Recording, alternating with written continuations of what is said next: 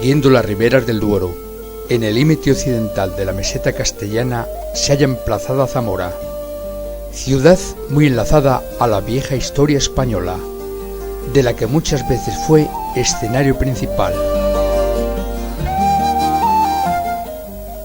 Históricamente guarda recuerdos de la historia medieval de España, que desarrolló aquí, a la sombra de las viejas murallas, algunos de sus episodios más emotivos y decisivos.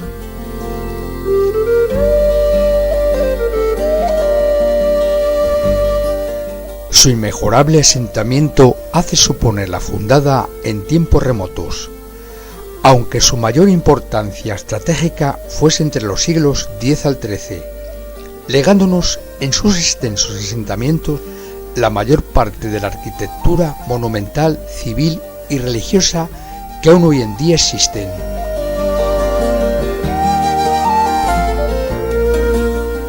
La Reconquista confiere a Zamora un papel protagonista y decisivo en la historia peninsular, cuando menos hasta los siglos bajomedievales XIV y XV.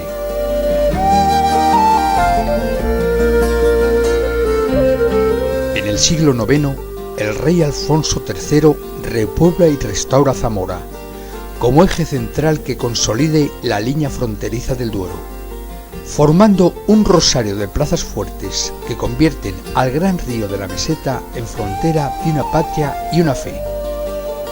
Así Zamora se transformó en escenario privilegiado y estratégico durante el tránsito de las huestes guerrilleras cristianas. Zamora destina sugerencias en cada esquina, en cada rincón, en cada calle. Zamora es ciudad para la meditación y el ajetreo, para la calma y la lucha del alma, para la oración y para el amor. Zamora es lugar predilecto del arte y para el arte.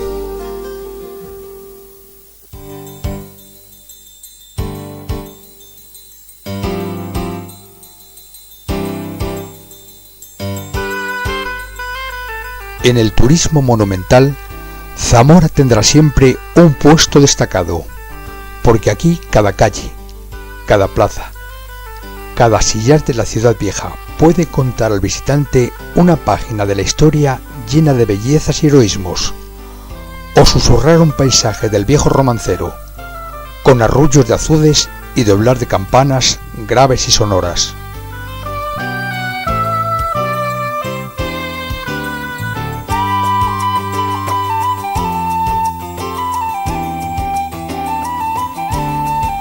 Frente a las escasas manifestaciones arquitectónicas de la Alta Edad Media, el románico se muestra con todo su esplendor por la ciudad.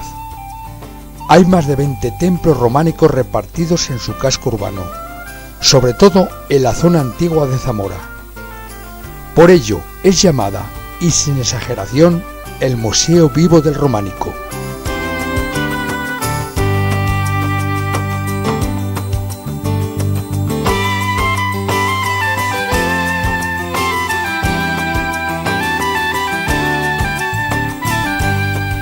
A partir del siglo XII, la fisonomía urbana se transforma, ampliando el viejo recinto hacia levante, rompiendo la fortaleza de Trascastillo, y surge así la ciudad nueva.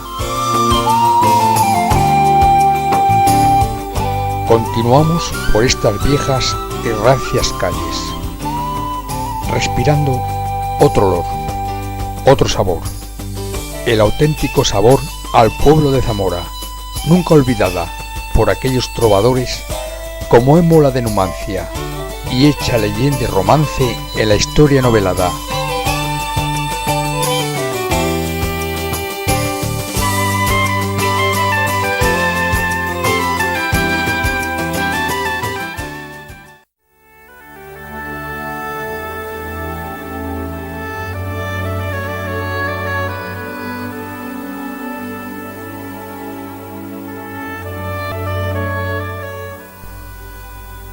Un paseo por las antiguas calles, plazas, rúas y miradores de su casco medieval, recuperados por una afortunada intervención urbanística que ha merecido el reconocimiento internacional. En este singular muestrario de edificios se pueden encontrar desde palacios a humildes viviendas, en una rica superposición temporal y estilística, que sin embargo no resta unidad al conjunto.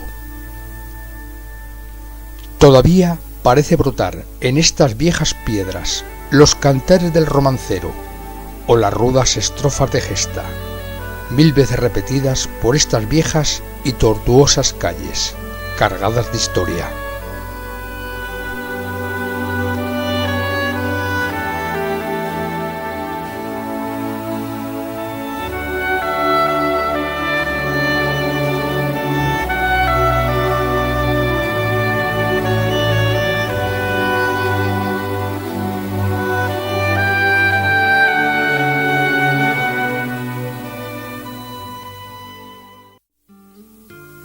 Continuamos por su casco antiguo, aun rezumando un cierto sabor de su esplendor medieval.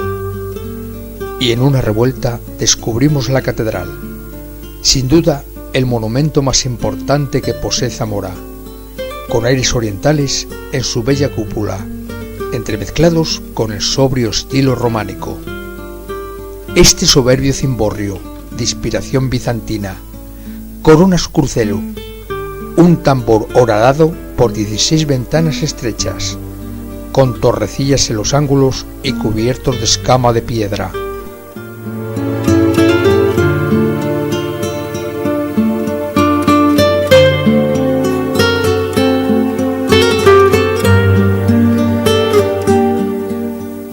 No le va la zaga, en originalidad e interés, la portada del obispo, frente al Palacio Episcopal.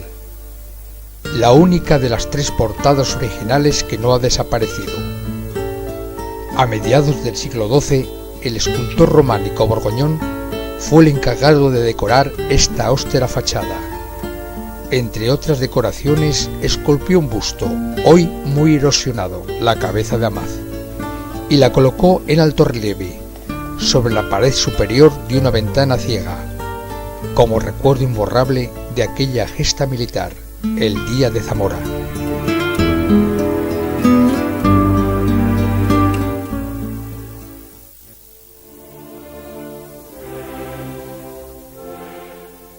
En su interior se respira un silencio especial al observar esta área construcción de sencillez y armonía, el más bello templo románico de la ciudad. El maravilloso cimborrio se alza sobre pechinas semisféricas que sirve de base al tambor, horadado por 16 vanos de arcos doblados apuntados, flanqueados por columnas de estructura interior. Una de las capillas más visitada es la de San Bernardo, que se halla presidida por el fabuloso Cristo de las Injurias, atribuido al escultor Gaspar Becerra. A esta imagen renacentista se le profesa una gran devoción por el pueblo zamorano.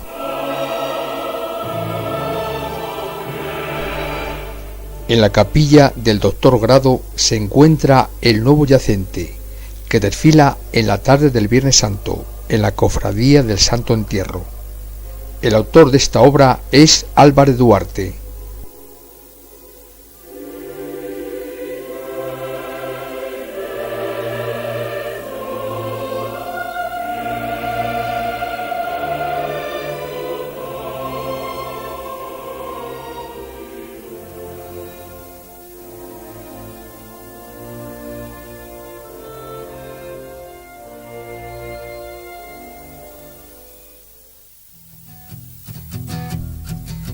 Desde el interior del claustro catedralicio y desde algunos de sus arcos de medio punto se pueden contemplar, casi tocar, en toda su majestuosidad, el original cimborrio, así como la robusta e impresionante torre cuadrada de la catedral.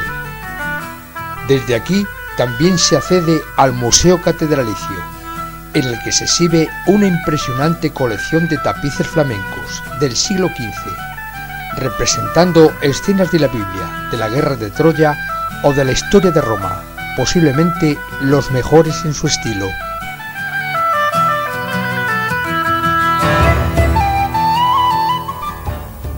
El Palacio de Arias Gonzalo se encuentra adosado a la muralla, junto a la puerta del obispo.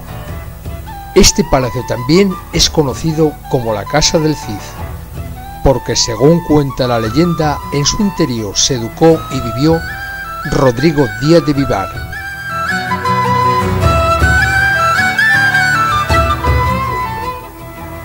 Desde el conjunto catedralicio se accede al castillo o primitivo alcázar, levantado en tiempos de Fernando I. El castillo presenta una forma trapezoidal y está rodeado de un profundo foso. El puente levadizo y el foso rememoran el baluarte defensivo de otro tiempo. Desde aquí, el alcalde Francisco de Valencia levantó bandera leal en favor de doña Juana, la excelsa señora.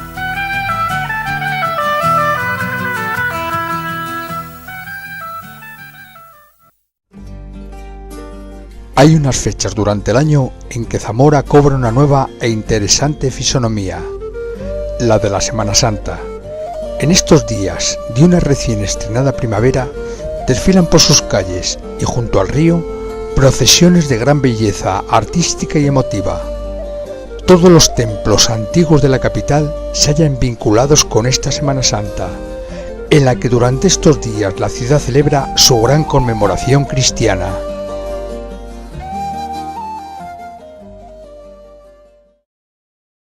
Ya el jueves de Dolores, y después de la celebración de la palabra, es trasladado en procesión la imagen del Nazareno de San Frontis. Es acompañada esta imagen por los vecinos del mismo barrio y por todos aquellos que se integren en su camino hacia la catedral, donde permanecerá para más tarde, el martes santo, retornarlo otra vez en su original procesión al mismo barrio donde partió y al mismo templo románico.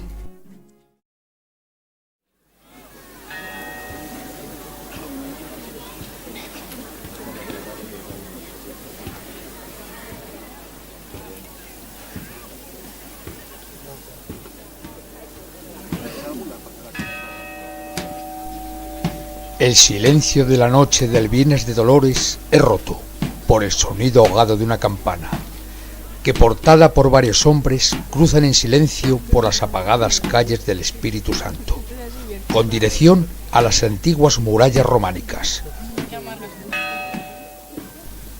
Los hermanos penitentes visten túnica de estameña blanca, portando en las manos un farol de hierro para alumbrar al paso del Cristo crucificado.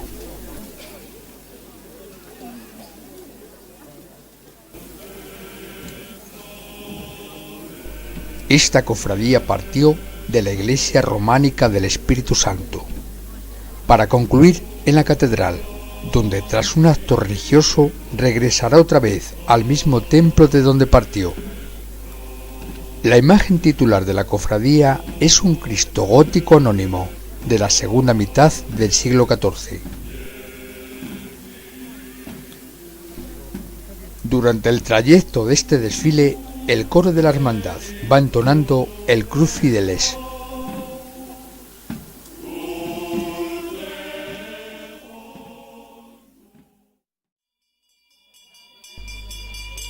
El sábado de Dolores, y partiendo de la Santa Catedral, desfila esta cofradía de una antigüedad muy corta, año 1988, la más joven de todas las cofradías de la ciudad. Es la primera de las cofradías en la que indistintamente desfilan hombres y mujeres con túnica de estameña blanca. Esta hermandad se dirige hacia el camposanto de la ciudad, donde allí, junto a una cruz de piedra y al lado mismo de las sepulturas, se celebra cada año y este día un acto de oración y ofrenda por todos los fallecidos de todas las épocas que hicieron posible de una forma u otra la celebración de la Semana de la Pasión en la vieja Zamora. La imagen de nuestro Señor Jesús, luz y vida, fue tallada por Hipólito Pérez Calvo.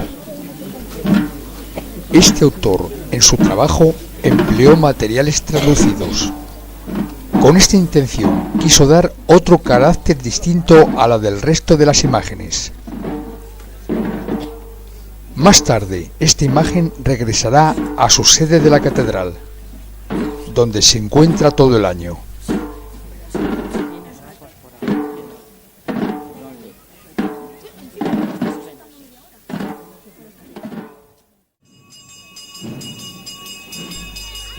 El Domingo de Ramos y después de la bendición de las palmas y desde el Museo de Semana Santa desfila la Real Cofradía de Jesús en su entrada triunfal en Jerusalén, popularmente conocida en Zamora como la Procesión de la Borriquilla. El número de cofrades de esta hermandad es muy reducido, aunque en el desfile procesional participen en todo su recorrido miles de niños. Algunos de ellos desfilan vestidos con túnica y turbante de color, pero eso sí, todos llevan la alegría de desfilar por primera vez en la cofradía, donde anteriormente, años atrás, sus padres lo habían hecho de la misma forma, portando palmas, ramas de olivo o laurel recién cortado. Este grupo escultórico de la borriquita, que representa a Jesús montado en una burra y rodeado de otras figuras, entre ellas niños, fue realizada en madera por el escultor segoviano Florentino Trapero en el año 1950.